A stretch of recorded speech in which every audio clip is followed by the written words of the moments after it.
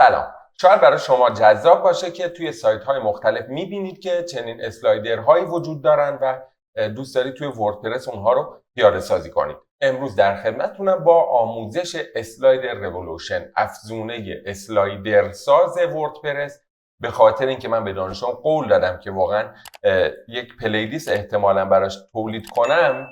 دیگه اینجا خواهید داشت در فهرست پخش من که وارد بشید، اینجا احتمالاً بعد از اینکه ویدیوی اولش آپلود بشه هم ادامه این روند رو خواهیم داشت. با همدیگه در چند ساعت اسلایدرهای خیلی حرفه‌ای با همدیگه میسازیم به صورت پارالاکس، بک‌گراندهای مختلف، ویدیوهای مختلف، چیزهایی که خیلی راحت بتونیم باهاش کار بکنیم. پس شروع کار ما میشه که اسلایدر رولوشن چی هست، چه کار باید انجام بدیم، چه جوری میتونیم محتوامون رو داخلش بذاریم. توی سایت‌های مختلف هم زیاد میبینید، خیلی چیزهای مختلف میبینید و میتونید دونه دونه اینها رو پیاده سازی بکنید. احتمالاً برای شما و مخاطبتون هم جذاب باشه. مزایا معایبش رو من عرض کنم در ابتدای کار. برای شروع اسلایدر رولوشن یک مسئله وجود داره، این که ما با سرعت اینترنت خیلی کار داریم. یعنی اینکه تمام اینهایی که پیاده سازی میکنیم میتونه سرعت سایتتون رو کم یا زیاد کنه.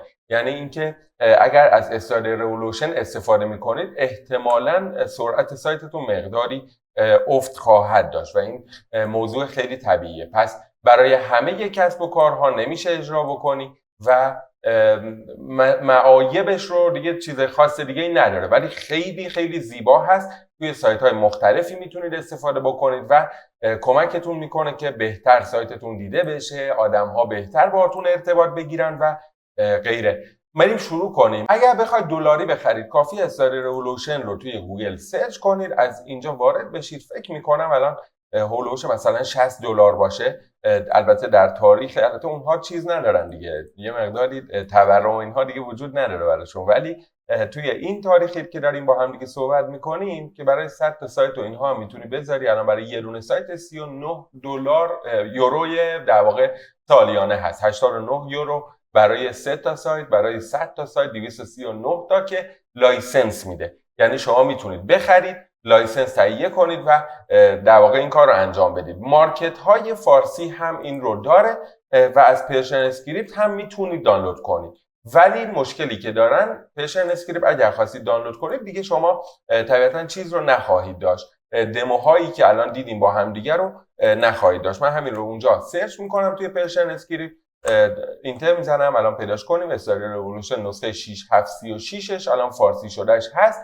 دموهاش رو معمولا بهتون نمیدن و دیگه باید از صفر خودتون بشینید طراحی بکنه. الان نسخه 6736ش رو اینجا میتونید ببینید. اما میتونید در گوگل هم دوباره سرچ کنید افزونه اسلایدر رولوشن رو از سایت های فارسی مثل رادچین، مثل ژاکت خریداری کنید. معمولا اینها دموها رو بهتون میدن، یعنی روشون دمو هست، میتونید از دموهایی که فارسی سازی شده در واقع استفاده بکنید. من اینو حالا ببندم. قیمت امروزش 545,000 تومان در ژاکت و 445,000 تومان هم در رادچین. خیلی تفاوتی نداره.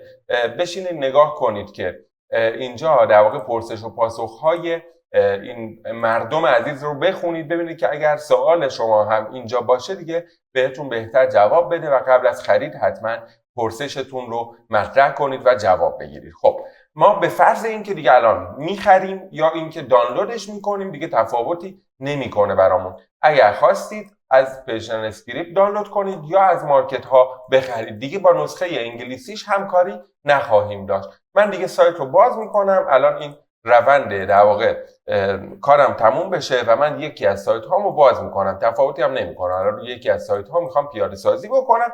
نکته دیگه ای هم که وجود داره، وقتی که در واقع پیشخوان وردپرس قالب وودمارت رو شما دارید کار میکنید، حالا اسلایدر ایجاد شد من این رو داشته باشم تا اینجا، قالب وردپرس رو که وودمارت استفاده میکنید و توی سایتتون وجود داره، میتونید خود نویسنده قالب هم براتون گذاشته و میتونید از اینجا نمایش و نصب افزونه ها، من توی پلیلیست وودمارت عرض کردم، گفتم که وودمارت کور و وودمارت فارسی هم وجود داره. اگر خواستید از اینجا هم میتونید در واقع اسلاید رولوشن رو نصب کنید که نویسنده قالب وودمارت برامون گذاشته، اما مسئله اینه که این دمو نداره، لایسنس نداره و هر بار دیگه با تنظیمات قالب که آپدیت میکنید از همینجا هم باید آپدیت کنید، یا از پیشن اسکریپت که میگیرید باید دستی آپدیتش رو انجام بدید، یعنی دوباره برید نسخه های جدید رو در واقع بردارید و اینجا بیارید. نکته دیگه هم برای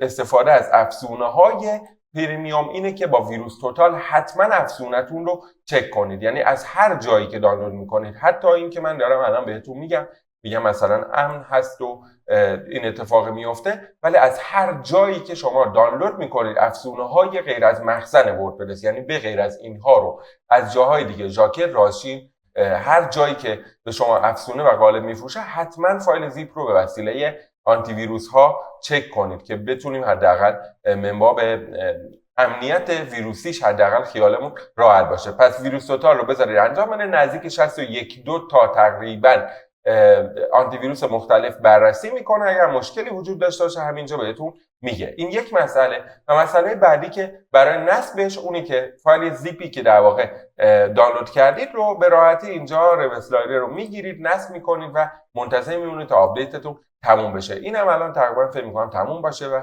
با 60 تا حدوداً آنتی ویروس مختلف بدون مشکل فعلا تا اینجای کار آپلودش کردیم و چکمون هم انجام شد. 61 فکر میکنم آنتی ویروس مختلف چک میکنه. خب برمیگردم اینجا منتظر میمونم افزونم که در واقع نصب بشه روی سایت.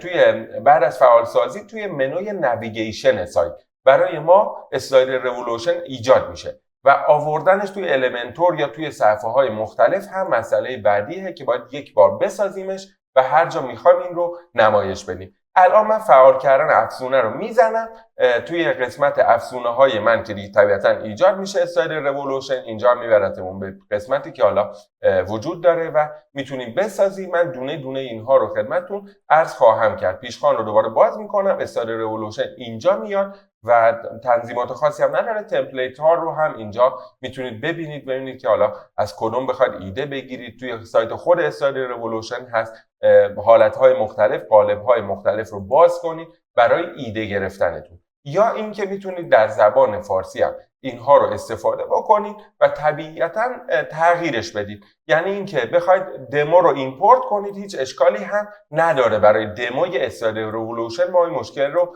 نخواهیم داشت. دمو رو ایمپورت کنید و توی سایتتون استفاده بکنید. حالا زبان‌ها رو مثلا تغییر بدید و حالت‌های مختلف رو ایجاد بکنید. چیزهای مختلف، حتی این اومده صفحه رو با اسلاید رولوشن ساخته. خیلی وقتا تو اینستاگرام همکاران ما اومدن مثلا چیزهای مختلفی که انیمیت هست بهتون دارن نمایش میدن، اینها رو هم با اسلاید رولوشن میسازن و حالتهای خفنی رو داره ایجاد میکنه. پس از دموها هم بدون مشکل میتونید استفاده بکنید، یا اینکه حداقل دموها رو ببینید که براتون تو ذهنتون بتونید راحت‌تر خلاقیت ایجاد بشه و زیبایی رو خلق بکنید. حالتهای مختلفه، برای سایت‌های شرکتی هست، فروشگاهی هست، چیزهای مختلفش رو حتما ببینید که دیگه بدون مشکل بخواید شروع به کار بکنه. خب برای شروع به کار اسلاید رولوشن اینجا کلیک میکنیم، وارد محیط اسلاید رولوشن میشیم. اگر محیط فارسیش براتون مهمتره و میخواید فارسی باشه حتما دیگه باید حالا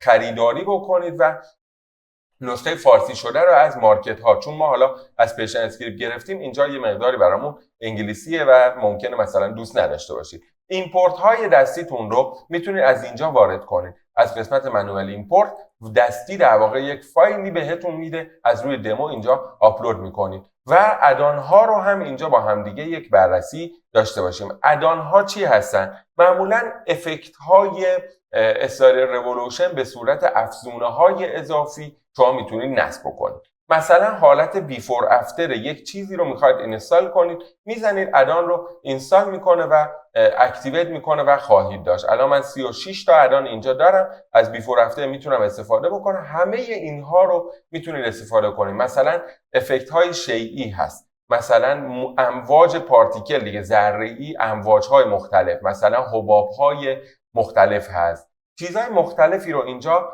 خواهید دید که توی ادان ها میتونید نصب کنید. پس قسمت اول نصب ادان ها هستن.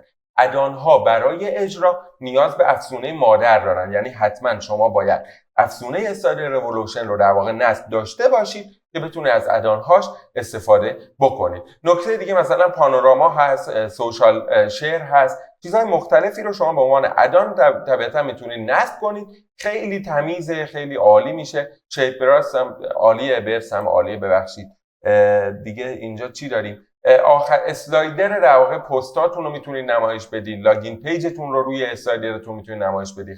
خطای 404 مثلا اگر نیاز دارید.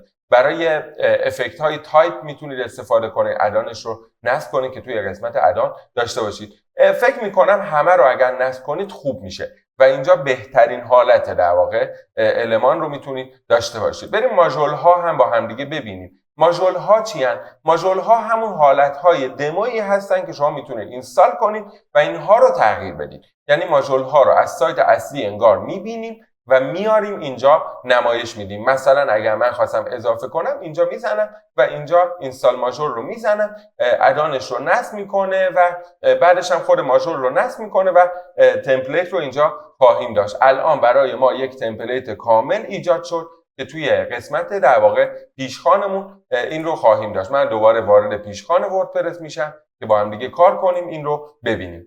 از اینجا دیگه وارد استایل رولوشن الان ما بشیم. اوورویو رو اگر بزنیم یه دونه برامون ایجاد شده. از همین ماژول تا میتونیم استفاده بکنیم، تمپلیت های آماده رو استفاده بکنیم و داشته باشیم. من بازش میکنم، دونه دونه اسلاید هاشو اینجا میبینم و هر کدومو خواستم ویرایش کنم از اینجا میتونم انجامش بدم. دوباره تکرار میکنم، استایل رولوشن اوورویو رو میزنم، ماژولی که نصب کردم رو روش کلیک میکنم یا ادیتش رو میتونم بزنم که بریم توی ادیتور کل اسلایدرمون، یا اینکه یه بک میزنم دوباره برمیگردم. حالا من نمیخواستم دیگه وارد ادیتور بشم، از اینجا اسلاید هاشو میبینم و دونه دونه این اسلاید ها رو حالا میتونم ویرایش بکنم. مثلا اگر بخوام این رو ویرایش کنم روش کلیک میکنم و وارد قسمت ادیتور استایل رولوشن میشه که دیگه حالا درباره لایه ها، افکت های موشن، در واقع همه اینها توی قسمت های بعدی با هم دیگه کار خواهیم کرد. الان اگر بخوام این اسلایدری که ایجاد کردم رو توی سایتم هم ببینم چند راه وجود داره. حالت اولش اینه که من الان بخوام مثلا توی موبایل و دسکتاپ و تبلت اینجا میتونم کامل ببینمش. اگر خواستم خروجی کار رو بگیرم پریویو میزنم، از اینجا میتونم اینجا باز مشاهده کنم که توی دیوایس های مختلف الان چه شکلی داره نمایش میده. این رو میتونم تنظیم کنم، حالا تنظیمات مختلف برای تبلت و موبایل و دسکتاپ رو داشته باشم و از اینجا شورت کد رو میتونم کپی کنم. کپی میکنم. شورت کد رو اگر نمیدونید یعنی اینجای کار دیگه خیلی چیز در واقع سخت میشه کار براتون، چون من شورت کد ها رو توی ووکامنس صحبت کردم دربارش، ولی باز یک توضیح دیگه میدم. شورت کد این رو اگر کپی بکنید هر جای سایت که شما قرار بدید داره میخونه، یعنی هیچ تفاوتی نمیکنه توی ویرایش با المنتورتون باشه یا حتی نمیدونم مثلا یه گوشی موبایل، یه محصول حتی باشه. من این محصول رو باز میکنم، ویرایش محصول رو میذارم، المنتور رو دوباره میارم. الان شورت کد چیه؟ در واقع یک کد کوتاهیه که این رو هر جای سایت شما بذارید اسلایدرتون داره اجرا میشه.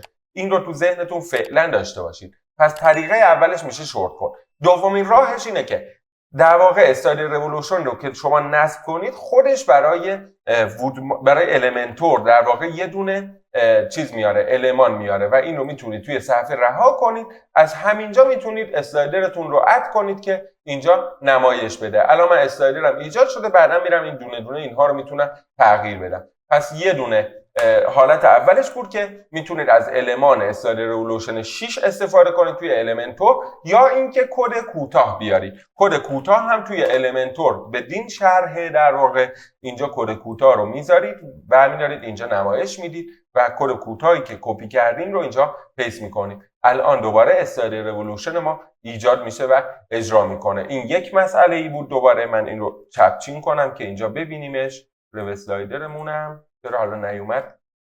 فکر می‌کنم تو سایت باید ببینیمش، فقط شورت کدش رو گذاشتیم. ببینید حالا تو سایت میبینیمش. توی حالت در واقع ویرایشگرهای المنتور و گوتنبرگ و کلاسیک هم این شکلیه. یعنی شما میتونید از اینجا هم وارد کنید ویرایش محصول. الان من بزنم اینجا میام استایل رولوشن. چرا؟ چون کد کوتاه رو دارم اجرا میکنم. پس به وسیله کد کوتاه ما الان اومدیم فقط اجرا کردیم، کار خاصی انجام ندادیم. صفحه اصلیمون هم نگاه کنیم، من زیر این به وسیله کد کوتاه دوباره گذاشتم، توی المنتور نمایش نمیداد ولی اینجا داره نمایش میده. پس دوباره تکرار کنیم، ما فعلا تا اینجای کار اومدیم از قسمت در واقع اسلایدر رولوشن با همدیگه یه دونه اسلایدر رو ایمپورت کردیم، نه ساختیم، نه درباره لایه‌هاش صحبت کردیم، نه درباره انیمیشن هایی که میتونه داشته باشه، نه درباره فریم های حرکتیش، هیچ کدوم رو صحبت نکردیم که در ادامه این ما دیگه با هم دیگه دونه دونه اینها رو کار خواهیم کرد که اینها چجوری هستن، چجوری شما میتونید تغییرش بدید، چیکار باید بکنید. کلیت این اسلایدر رو مثل حالتهای فتوشاپی هم تقریبا هست، یعنی لایه لایه هست، انیمیشن های مختلف میگیره و اینها رو دیگه با هم دیگه کار بکنیم. مثل همیشه ممنونم که تا پایان آموزش با من همراه بودید. هفته‌های دیگه ما با هم دیگه هستیم توی پلیلیست اسلایدر رولوشن، در خدمتتون هستم با آموزش این که چگونه اسلایدر بسازیم، چجوری بهترین اسلایدرها رو داشته باشیم و این رو ما توی پلیلیست با هم دیگه جلو میریم. ممنونم که تا پایان آموزش با من همراه بودید. اگر محتوای من رو دوست داشتید لطفاً لایک کنید، کانال رو سابسکرایب کنید و نوتیفیکیشن رو روشن کنید تا از آموزش‌های بعدی من هم جا نمونید. مثل همیشه سوالاتتون رو با کمال میل توی کامنت ها پاسخ خوبم و تا آموزش بعدی شما رو به خدای بزرگ میسپارم. خدا نگهدارتون.